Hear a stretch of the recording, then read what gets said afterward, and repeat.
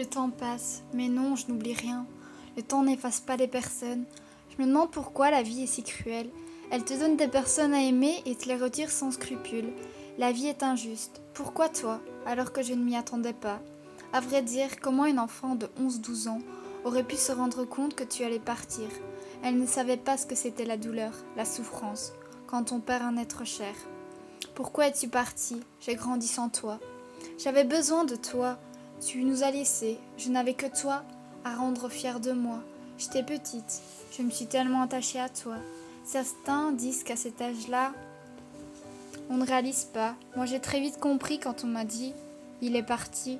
Je n'étais pas bête, et même les larmes que mon petit corps pouvait contenir, je comprenais, ça m'affectait, autant que les autres. Je comprenais leur peine. Ils comprenaient la mienne. Je n'avais jamais connu une douleur aussi forte. Depuis que tu es parti, ce vide comblé. Une partie de moi s'en est allée avec toi. Je n'ai jamais oublié. Je ne t'effacerai jamais. Tu me manques tellement. Je donnerai tout pour que tu reviennes. Cette putain de vie n'est plus la même toi depuis qu'elle t'a pris. N'importe qui aurait pu être en colère, car on me disait que tout allait bien. Mais je le voyais bien, je redoutais ce jour où tu allais partir. Je me demandais comment je le vivrais. Je ne voulais pas vivre ça. Le jour où c'est arrivé, je n'ai même pas su te dire au revoir. Je n'étais au courant de rien, je ne m'y attendais pas. Je ne pensais pas que l'on puisse nous séparer. Je savais pertinemment que personne n'est éternel.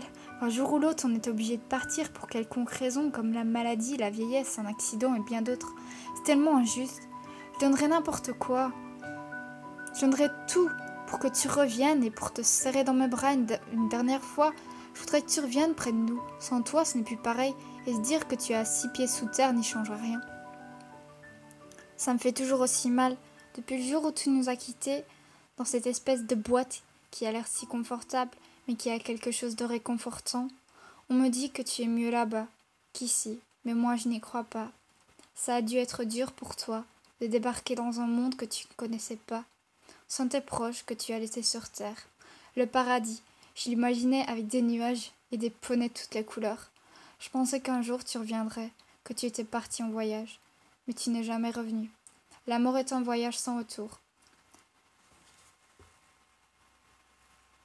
La mort n'est qu'un voyage sans retour, on le sait tous. Il n'y a qu'un aller pour y accéder. Quelque chose me pousse à croire que tu es toujours là, quelque part ici, même, mais qu'on ne te voit pas.